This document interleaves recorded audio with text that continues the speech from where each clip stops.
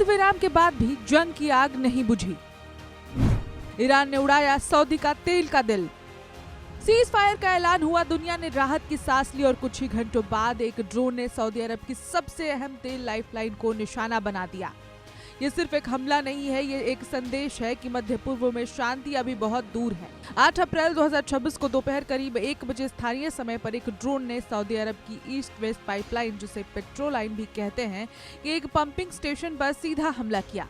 ये पाइपलाइन अबकैक से चलकर लाल सागर के तट यानी कि यानबू बंदरगाह तक 1200 किलोमीटर की दूरी तय करती है।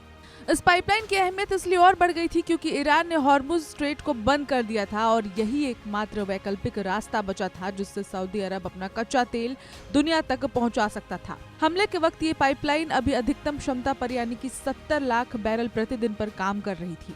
सीज फायर और हमला एक साथ। अमेरिका और ईरान के बीच पाकिस्तान की मध्यस्थता से 2 हफ्ते का युद्ध विराम हुआ था। इस समझौते के तहत स्ट्रेट ऑफ हॉर्मुज को खोलने और खाड़ी देशों पर हमले बंद करने की शर्त रखी गई थी, लेकिन हकीकत कुछ और ही थी। सऊदी रक्षा मंत्रालय ने बताया कि उसके वायु रक्षा तंत्र ने पिछले कुछ घंटों में 9 ड्रोन मार गिराए हैं। इसके साथ ही कुवैत की सेना ने कहा कि ईरानी हमलों की एक तीव्र लहर ने सुबह 8 बजे से ऊर्जा बुनियादी ढांचे और बिजली स्टेशनों को निशाना बनाया। यूएई ने 17 बैलिस्टिक मिसाइलें और 35 ड्रोन रोकने की पुष्टि की और कतर व बहरीन पर भी हमले हुए।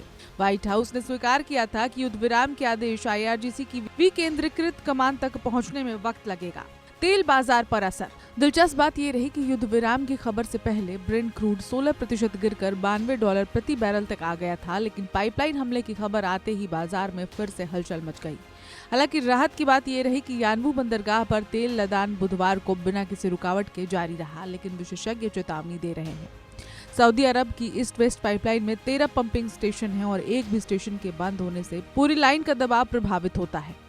ये पहली बार नहीं है, ये कोई नई रणनीति नहीं है। 2019 में भी इसी पाइपलाइन पर ड्रोन हमला हुआ था, जिसके बाद अबकैक हमले में रिहर्सल कहा गया। अब 2026 में यही हमला और परिपक्व रूप में दोहराया गया है। इस युद्ध की शुरुआत से अब तक ईरानी मिसाइलों और ड्रोन ने सऊदी अरब, कतर, कुवैत और यूएई में ऊर्जा बुनियादी ढांचे को बार बार निशाना बनाया है। रिफाइनरियां, पेट्रोकेमिकल प्लांट, बंदरगाह और तेल क्षेत्र सब शामिल हैं। अमेरिका और ईरान के अधिकारियों के बीच अप्रत्यक्ष वार्ता इस्लामाबाद में शुक्रवार को होनी है, लेकिन सवाल ये है, क्या ये 2 हफ्तों का युद्ध विराम शुरू होने से पहले ही टूट जाएगा? बंदूकें शायद कुछ पल के लिए शांत हो, लेकिन मध्य पूर्व की तेल की नसों में अभी भी आग जल रही है और अब जब तक ये आग है, दुनिया की अर्थव्यवस्था भी दांव पर लगी हुई है। इस खबर में इतना ही। अपडेट्स के लिए देखते रहें वन इंडिया हिंदी।